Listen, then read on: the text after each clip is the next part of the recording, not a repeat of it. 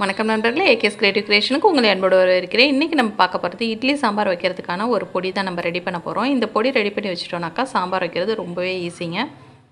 வாங்க இப்போ எப்படி பண்ணுறதுன்னு பார்க்கலாம். அதுக்கு ஒரு பேனில் பார்த்தீங்கன்னா ஒரு 2 ஸ்பூன் அளவுக்கு சீரகம் சேர்த்துக்கிறேன். இது வந்து எண்ணெய் எதுவும் சேர்க்க தேவையில்லை, எல்லாமே வந்து ட்ரை ரோஸ்ட் தான் பண்ணி நம்ம பவுடர் பண்ண போகிறோம். இப்போ சீரகம் சேர்த்துட்டு அது ஓரளவுக்கு செவந்து நல்ல ஒரு வாசனை வரும். சில நேரம் அப்படி டப் டப்புன்னு வெடிக்கும், அந்த அளவுக்கு வெடிக்கிற அளவுக்கு நல்லா வறுத்துக்குங்க.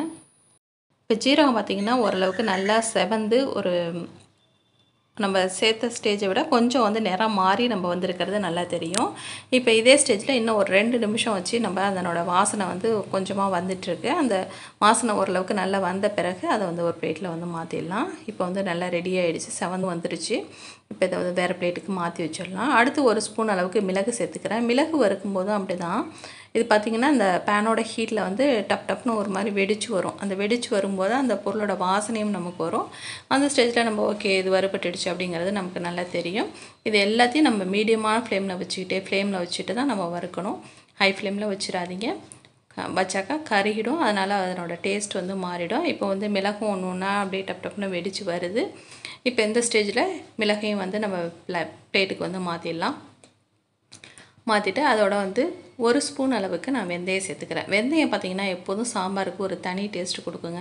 பொதுவாக இட்லி சாம்பார் ஆகட்டும், இல்லை நம்ம சாப்பாட்டுக்கு வைக்கக்கூடிய சாம்பார் ஆகட்டும், அதுலேயும் வந்து நீங்கள் வெந்தய பொடியாக வச்சுருந்தீங்கன்னா கொஞ்சமாக சேர்க்கலாம். இல்லை வந்து முழு வெந்தயமாக இருந்தாலும் கூட நீங்கள் பருப்பு வேக வைக்கும்போது அதோட கூட சேர்த்து வேக வச்சிட்டிங்கன்னா சாம்பாருக்கு ஒரு தனி மனம் கிடைக்கும். இப்போ வெந்தயம் நல்லா செவந்து வந்துடுச்சு. இதையும் வந்து பிளேட்டில் ட்ரான்ஸ்ஃபர் பண்ணிட்டேன்.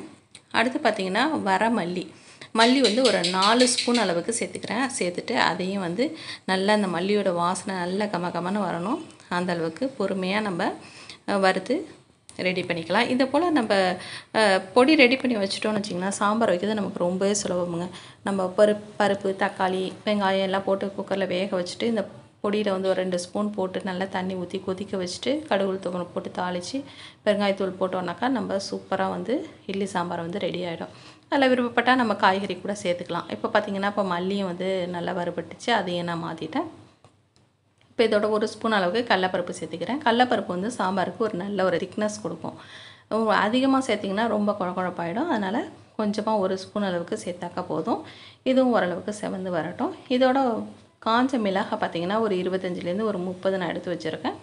அந்த மிளகாவையும் இதோட சேர்த்துட்டு அதையும் நல்லா வறுத்துடலாம். மிளகாய் எப்போவுமே வறுக்கிறதுக்கு முன்னாடி கொஞ்சம் நேரம் அதை நல்லா வெயிலில் வச்சுட்டு நீங்கள் அதுக்கப்புறம் இந்த போல் ஏதாவது பொடி நுணுக்கும் போது வறுத்தீங்க அப்படின்னு சொன்னாக்கா அந்த மிளகாய் வறுப்படுறதுக்கு கொஞ்சம் நேரம் ஆகும் எப்போவுமே. அதை வந்து வெயிலில் வச்சுட்டு நம்ம வெயிலில் வைக்கும்போது அது ஒரு நல்ல ஒரு கிறிஸ்பியாக ஆகிடும். நம்ம இப்படி உடைச்சோம்னா டப்புன்னு 2ஆக உடையும். அந்த மாதிரி ஒரு ஸ்டேஜில் நம்ம எடுத்து நம்ம வறுக்கும்போது ரொம்ப சுலபமாக நமக்கு வறுக்கிறதுக்கு ஈஸியாக இருக்கும். நம்ம ஈஸியாக வந்து வறுபட்டுரும். இது போல் இப்போ எல்லா பொருளையும் நான் வறுத்தாச்சு. இது எல்லாத்தையும் வந்து ஒரு பிளேட்டுக்கு வந்து மாற்றிட்டேன் நான். இப்போ